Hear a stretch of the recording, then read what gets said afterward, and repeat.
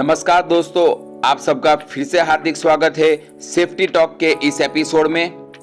आज के इस एपिसोड में हम बात करने वाले हैं अग्नि सुरक्षा की आवश्यकता के बारे में, यानी कि नीड ऑफ सेफ्टी के बारे में।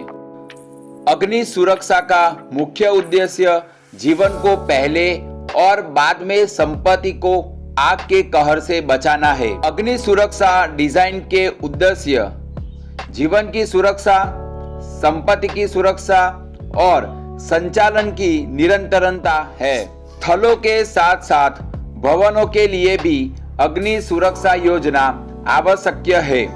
उद्योगों में यह श्रमिकों और जनता के लिए आवश्यकता है।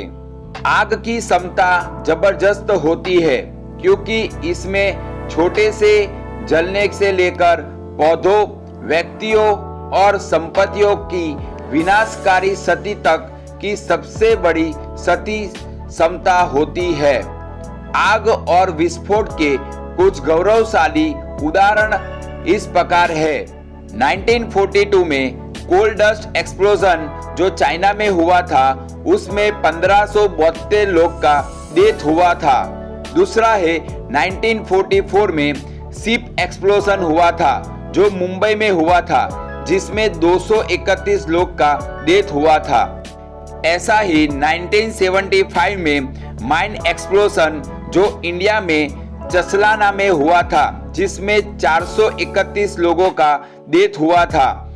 एलपीसी फायर जो मैक्सिको में 1984 में हुआ था, जिसमें 500 लोग का डेथ हुआ था।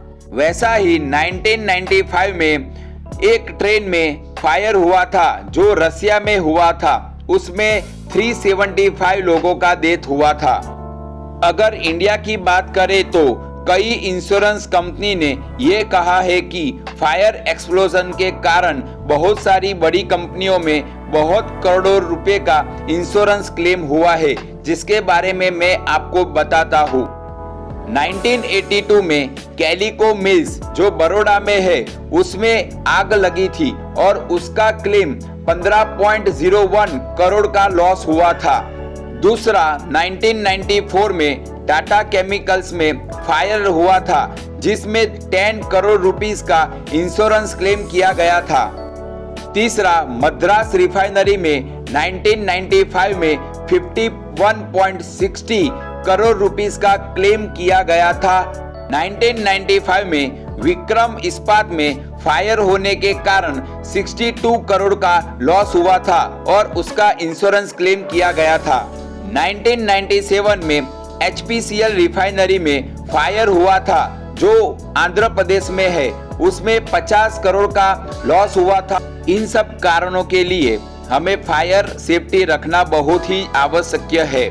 इसीलिए आजकल इंडस्ट्री और बड़ी बिल्डिंग में फायर एंड सेफ्टी के बहुत सारे इक्विपमेंट लगे रहते हैं और उनका day to day fire safety का अनुकरण भी किया जाता है। ऐसे ही सेफ्टी रिलेटेड वीडियोस के लिए हमारी चैनल को सब्सक्राइब कर दीजिए।